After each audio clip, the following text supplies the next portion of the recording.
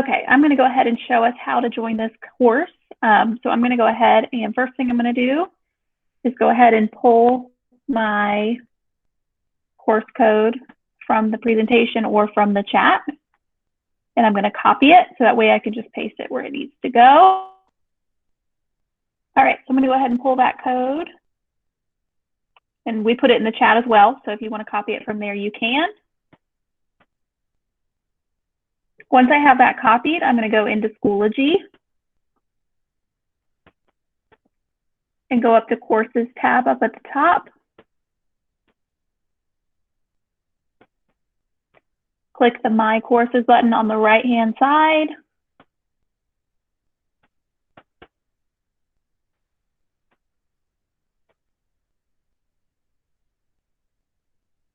And then on the right, you'll see Join a Course as one of your options. So you're going to go ahead and hit that blue button. And then you're going to paste that code that you copied and hit Join. So if everyone will do that now for me, that way you can access all of our resources we have to share with you today. All right, I don't see anything in the chat, which tells me we are all good to go.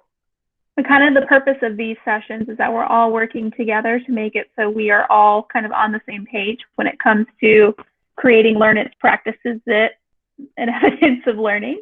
So that is kind of where this is headed. Whoa. All right. So, as I've not said yet, welcome. I'm Abby. Most of you know me by now. If not in person, you know me through the computer screen. So our goals for today is to make interactive and rigorous learn-its inside of Schoology. And we want this to focus on the digital content and instruction. And this encourages our learners to kind of pursue their own curiosities, enhances learning experiences, all of those good things.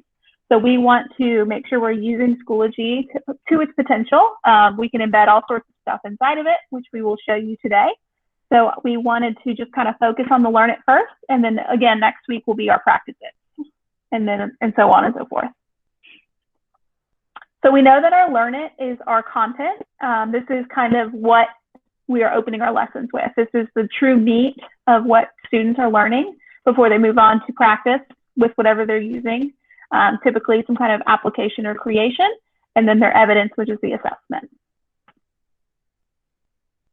You can use all sorts of different things for your learn it. It doesn't necessarily always have to be a video. It doesn't necessarily always have to be text. You can really think outside the box with this. It can be some kind of website they look at. They might explore with Google Maps. They might listen to a podcast. So there's lots of options, which I will provide you some more of as well. So the first thing that's most important about doing a learn it is, unless you're using the assessment option, which we'll show you an example of, you're going to want to use a page for all of your learn it, because that is kind of our information that's view only for students. And by being view only, that just means that students aren't having to submit anything. They're just simply looking and viewing at something. So our learn its typically are pages for that reason, because we don't take those as grades for anything. That's just strictly for delivering the content. If you click where it says resource ideas in the slide deck, this takes you to basically a brain dump of the ITFs that I started right before Christmas. That basically I just wanted a list of all of the external tools and all of the internal tools from Schoology. So on this list, you can see things that can be embedded on the right. And on the left, you can see tools that are external. So what that means is students would click the link and it would take them in a different tab to one of these tools. So it might take them, when they click on it, to Seesaw. It might take it to ReadWorks. It might take it to Clever to get to iReady, IXL, whatever else is in Clever. So that's over on the left. On the right is all the things that can be embedded. And the benefits of that is that students aren't opening multiple tabs. They're able to stay in their same Schoology tab and still access everything with all those tools that's on the right. We know that as teachers, when you have 20 tabs open, like my however many I have up here is stressing me out, because I like to keep my core 4 and ignore the rest. But students are the same way. They typically, if you have multiple tabs open, they can't figure out where sound is coming from. They can't find what they're looking for. They get frustrated and they just give up. So the least amount of tabs we can have open for students, the better. Definitely the older they are, the easier it is for them to have multiple tabs, but you still probably want to limit it to like 2 or 3.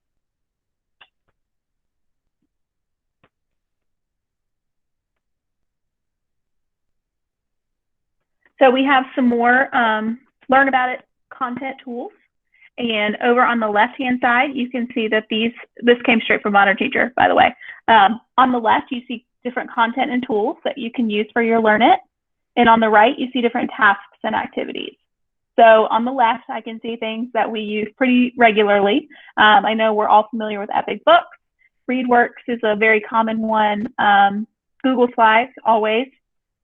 Teacher created videos. You guys have been doing that for a long, long time now. YouTube. And then on the right, you see things like listen to a podcast or visit a website or read an article or a book. We have some options in here that we may use in the in-person setting, things such as watching a demonstration or participating in a hands-on activity. So these are all examples of Learn It, not only through a computer, but also like interacting with physical things whenever we get back to that point. So all of those are there. If you click on some of these things, they are linked. But this is just some ideas, just kind of to give you a starting point. All right, Candace is going to show us some examples. Guess I got to stop sharing, don't I? All right. So hi, everyone. I'm Candace. So we are going to look at some examples, and they are in that course that we had you guys join at the beginning. So if you click on this link, it will take you directly to the course in Schoology. So the slides from today's presentation, they're right here. If you want to get to them here, and then if you scroll down, we have some examples of different Learn It activities for you guys. Notice the first one, this is that assessment puzzle piece. So it was made in assessments, and then the other 3 were made in pages. And we kind of try to break it up and do different grade levels, different subject areas to kind of cover and have some variety of examples. So since everybody in this one was able to join, we're going to give you guys about 5 minutes to click through, look at them, look at the way that it was put in there, the different options that we chose to use, and then we'll kind of come back together in about 5 minutes and reflect. And if you guys have questions, you can unmute chat so that we can try to answer those. All right, so hopefully you guys had a chance to click through them. There are a couple things I just wanted to point out about some of these. So this first example is, again, completed in the assessment module. Let me click on here. So notice it gives the students directions. So what they need to do, they will click on Start a New Attempt. And since this is for younger grades, kindergarten, first grade, they are probably not able to read this independently on their own. So this, if they hit the play button, it will read it to them.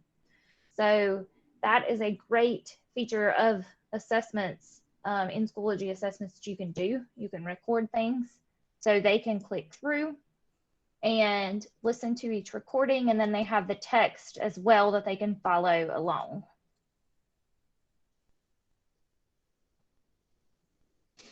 And so that's how this one was done.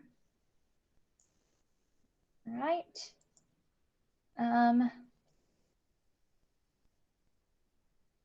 The next one is a first grade Phases of the Moon.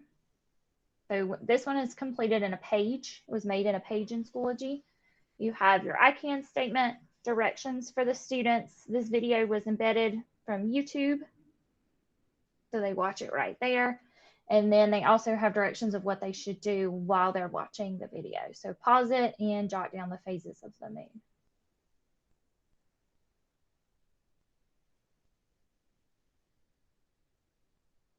So the next one is on forces in motion. So again, the standard, their I can statement and directions for the student. And this one they get to choose. So they would click on one of the two choices, and I'll just click on one of them if you didn't. So you can see they open up, and this is a reading passage from Discovery Ed. So Discovery Ed will work with Schoology. You can put things into it. Notice you can click that listen button and it will also read it to them to give that added support. Now this did open in a new tab, but it still kept them in Schoology to do this. All right, and oops, I clicked out. There we go. And the last one is from 4th grade, adding multi-digit numbers. So again, I can statement, directions for the students. And this one was kind of, since you're teaching, a lot of us are, most of you are teaching hybrid, you may want to have your Learn It be a review of something that you did in class that day. So these videos would be a reinforcement. So when the students are on their own, they're not there with you anymore, they could still review those strategies that you've worked on with them in class, and just short little clips so that they have that additional support. Did anyone have questions about any of these, like how something was made, how something was done?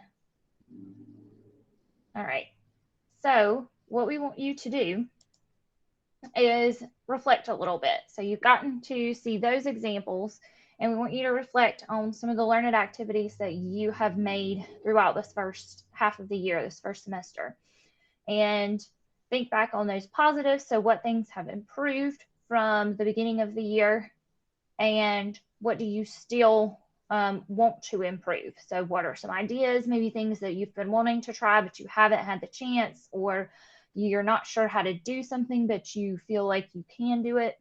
And that is we're going to ask you to put it on a Jamboard. So if you click here in the presentation, it will take you to a Jamboard. And if you will add a sticky note over here on the left-hand side, and then type it and move it into as positive. And if you would also do what you want to improve. So your positives go under the plus sign, your what you want to improve goes under the deltas. So we'll give you guys a couple minutes to click there. So from the presentation, it's on slide 9, and put your input into the Jamboard.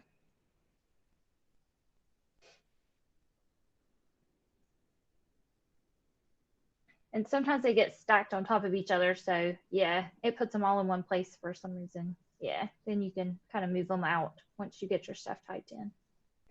All right, so far we have some good positives.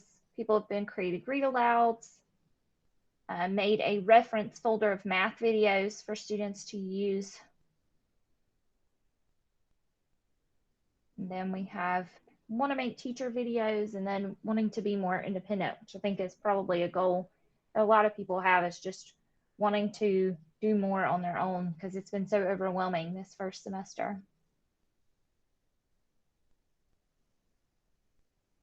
Yep, so adding audio for directions. You can also do short little videos in Loom for directions for students, especially if you teach the lower grades. Instead of having typed directions, they may watch, a 1.5-minute clip of you telling them their directions, and you can embed that into Schoology. So you want just making sure yours are standards-based and meaningful. It's definitely a great goal to have. So keeping your goal in mind, and even if you didn't put yours on here, hopefully you have one in mind that you've been thinking about. What we want, and so as we move into the next part, keep your goal in mind. So I am going to pass it along to Christy. I think it's going to start this next part. All right, so before we start our work session time, we found that it was beneficial to kind of show you how to do some of these things. So I'm going to focus on showing how to embed from Discovery Ed. If you're one of the Bessemer schools, if you're one of the Charitable schools, do not have Discovery Ed yet. We just checked, and hopefully you're going to have it by the end of the week. So it's coming, but I'm going to go ahead and show you how to use it in case you are some of those people. Everyone else, I think for the most part, you have it already. So I'm going to show you how to pull a Learn It that is from Discovery Ed. And then I'll show you also one from Google and also a YouTube video too. You're also going to see EdPuzzle on my apps inside of Schoology. If you would like to have EdPuzzle added, you have to join us for one of our trainings. And I believe the next one is on, there it is, January 20th. So if you are interested in having EdPuzzle, you can come and join us for that one. And Kyle and Christy will walk you through the steps on how to add that to your Schoology account. So just a little shameless plug for them. All right. So I'm going to go ahead and go in a course. And I'm going to go ahead and show you how to add from Discovery Education. So we do encourage you to go into Discovery Ed itself and go look for whatever you're looking for and preview it first. But for this demonstration, I'm just going to pick something. So I'm going to go over, I clicked Add Materials, and I'm going to go over to Discovery Education. And this is going to give me basically the interface from inside of Discovery. It's very simplified, but it still has all of the resources in here. So I'm going to go ahead and search for resources since it's my Learn It.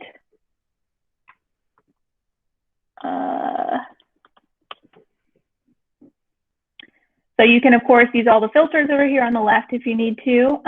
The grade level sort up at the top to look for what you're looking for. If you're going to do a video, we do suggest you leave it under like 4 minutes because obviously kids and their attention spans, it only goes up to about 5 minutes before you lose them. So we do suggest that you keep things short and sweet. So like 41 minutes, that's a whole episode of Mythbusters. We ain't doing that. So I'm going to find one I like. 1 minute and 52 seconds, that will work. We're not actually going to do anything with it anyway. So you hit that blue plus embed button. And it's right there at the top. So if I needed to add that verbiage of Learn It, all you have to do is go over to your gear next to it. And you can add it. Don't touch the other things, but you can touch that. Also, if you did pull something from Discovery that you wanted to like put with an assessment, you can also enable grading. They did have the assessments option inside of Discovery Ed. So if you do want to keep it as a grade, that's what you click. So there's that there. Save my changes. And we found in the last session, you can't like add your own directions when you add something from Discovery Ed. But we did find that if you, Chrissy, did you say put it inside of a folder? Yeah. Yes, sorry, it takes me a minute to get to the mute. Yes, if you create a folder and then put it in there, he was saying that you could add your directions, add your home button, anything that you needed because it'll be on the outside of the folder. And also, though, I was just watching you and it didn't occur to me in the first one, but with the Discovery, when I was making my Learn It with Discovery, I found it easier to log into Discovery separately and do all my searching.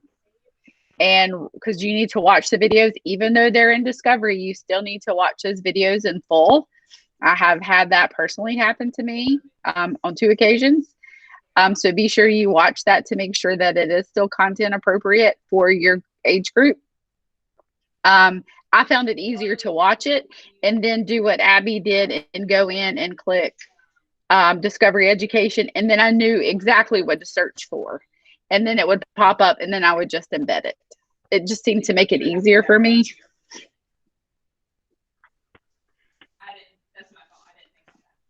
Yes, I would not suggest searching through Schoology because it doesn't work very well. But definitely go into Discovery, go find what you need, and then just bring it over. All right, so there's how to do it from Discovery. So I'm also going to show you how to embed from Google and also a YouTube video. So for both of these things, we're going to use a page instead of anything else. So we're going to add a page.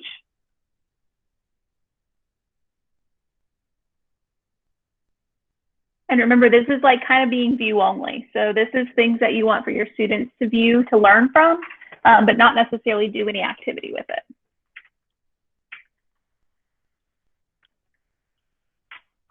So if I found a YouTube video that was super great and I wanted to use it and not inside of EdPuzzle, if you use this insert content button, this is going to be your best friend. Pretty much anything you could need is going to be over here inside of this insert content button. So I clicked it and you see YouTube is right here. Again, I do strongly suggest that you go to YouTube and go watch it first in its entirety before you put it inside of Schoology for students and parents to see. But let's say that you already knew what you were looking for, you knew what channel it was on, all those good things. You can certainly just come find it this way. Also, if you have your URL from YouTube, you can actually paste it in this box and it will pop up for you. So I just clicked the little box and then I'm going to do import embed. And if I wanted this to be wider, this is something I showed the group earlier. This yellow box is what's going to turn into my YouTube video. If I wanted to change the dimensions, then I just have to click that yellow box and push the picture icon, and I can change that number. And if you do tab, it will make the proportions the same so it doesn't look wonky. And the last thing I was going to show you is that there is this inline button. And what that does is it's going to make it so your content is on the same page as like your course updates, rather than kids having to click to open up that new page. And I'll show you what that looks like.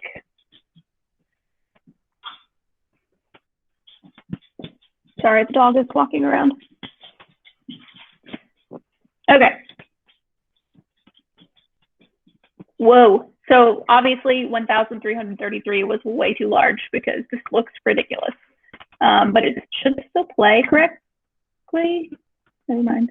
Disabled by the owner. Okay. Well, let's go with it. You saw that this was showing on this page. I didn't have to click to open this page for students to be able to see it. It was right there front and center. I think I did 1,333. If you do 900, that's usually my golden number, and that makes it work. And sometimes it doesn't show up when you go edit it, but if you click, then it will pop up. All right, let's try this again. Not that it's even going to matter because it doesn't work, but.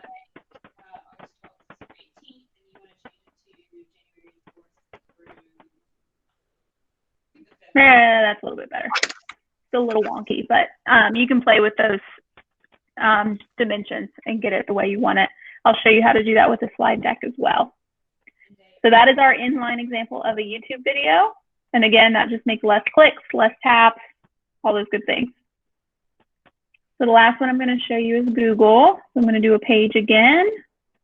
And this is the way that you're going to do files to be view only. This is not how students have their own copies.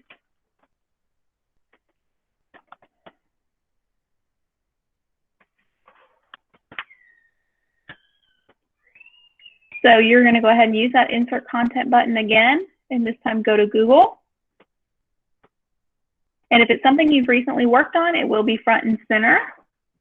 If it's something that's older that you haven't touched in a while, you may need to search for it. Just depends on what you're looking for. So like this one's laid out kind of like a playlist, so let's use that one. So I just checked the little box again, and I'm going to do import embed. And you see it's going to show up again. I'm going to change that first number to 900 and then hit tab, and it will constrain the proportions. And then I can do that inline option again.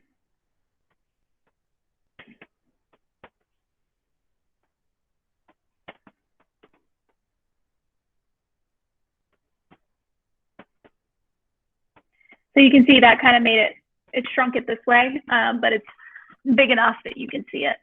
So that is just kind of how to do Google. You can do that with anything but forms that way. Forms is a little bit different. Ask your ITF because we have a video made of it already. It is on that YouTube channel if you feel like hunting for it too. So if you need Google Forms, that's the way to do it and keep it inside of Schoology. All right, last thing I'm going to show you is the completion rules. And what those do is it makes it, one of the biggest things that I hear is that kids are jumping past the learn it onto the practice and evidence. So this way we'll make it so they have to complete their Learn It before they can even access anything else. So I'm going to go to Options next to Add Materials and go to Student Completion. And then you can add a requirement. So this is where for this folder, a member must complete. I need to do it inside of it. Open the folder first, because typically we don't have things out in the open anyway. So if you put the completion rules inside of that folder, it's going to make a lot more sense. All right, so I did that Options, Student Completion, add a requirement. So that's showing my assessment. That was the living versus non-living. And a member must submit or score at least a certain score. So it's up to you which one you pick. You can add another requirement that says, okay, after they've done that, then they have the faces of the moon. And because it's a page, the only option is to view it. There's no way of really like documenting whether students have actually watched the video or if they just open the page. But I'm also going to show you where the analytics are. So that way, if you do have students who you suspect have not actually done it, then you can go and actually look and see how much time they spent on that page. And that will kind of tell you, you know, if it's a 15-minute video and they watched it for 3 minutes, that definitely tells you that they didn't do it. So the way you get to those analytics is over on the left. This is going to give you a list of all the students in your course and the last time they logged into Schoology, the last time they accessed your course, and the total time spent. So some of these people were in our earlier session, so you can see that they were in there. So I'm going to go ahead and just click somebody's name. And if this were a true course, you would see that the student would have time spent on probably mostly everything. But you can see that this is obviously a teacher, so they're not going to be in every single activity. But it will tell you how many times they submitted something to you and the total time spent on it. So if you see that they spent 13 minutes on something that should have taken 45 minutes, then that might be a question you raise to somebody. If they're submitting at 4:30 in the morning, that might be another question. So this analytics is a great way for you to be able to see what it is, how to use it, what the kids are doing. So if you see on that initial page, they've been logged into Schoology for 4 hours, but they haven't turned anything in. This is a great place to go hunting for that. All right, so that was a lot of information. We're going to give you guys some work time, so that way you guys can kind of build your Learn It with us. If you have questions, we're going to be here to kind of help you, walk you through it, think through things, any of things of that sort. So if you need us, we are here, but we're going to give you, why don't we say like 10 minutes? 10 minutes to kind of work on your Learn It, and that way hopefully you'll have it done so you can just submit it for your artifact as well. So we're going to give you some time to work on that. If you need us, again, we're here. Feel free to unmute, drop it in the chat, any of those, and we will be here to help you.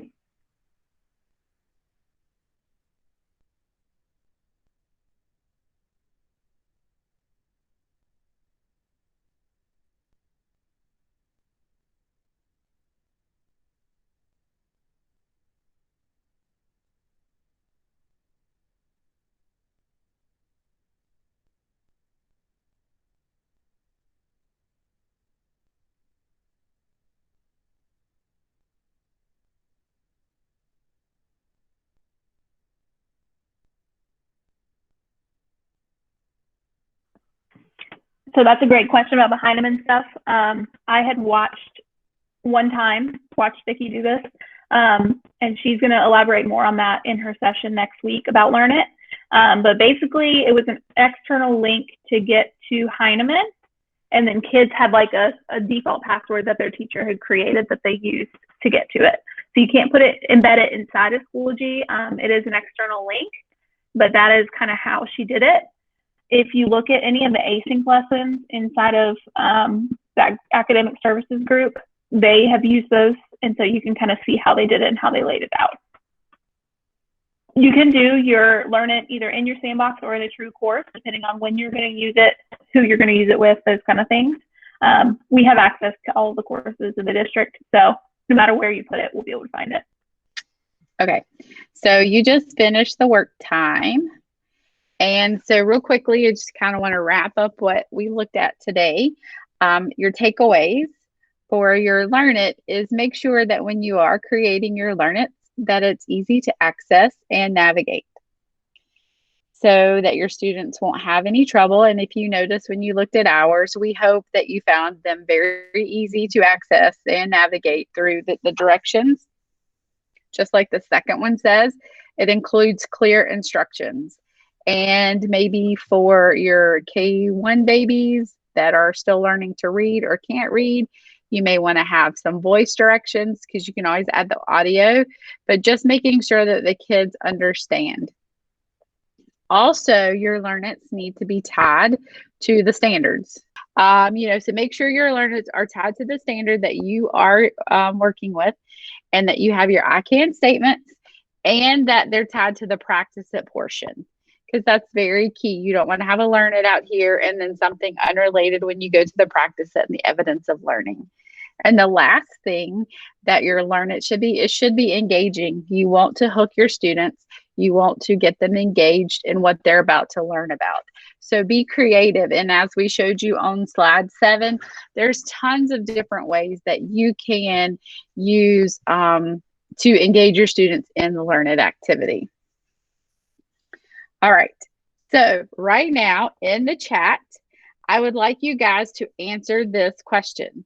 I used to think blank, but now I think. So think about what you've learned, what you were previously doing with the Learn It. And then after looking at our examples, having some time to play, what do you think about it now? I'm going to pause and let you think and type.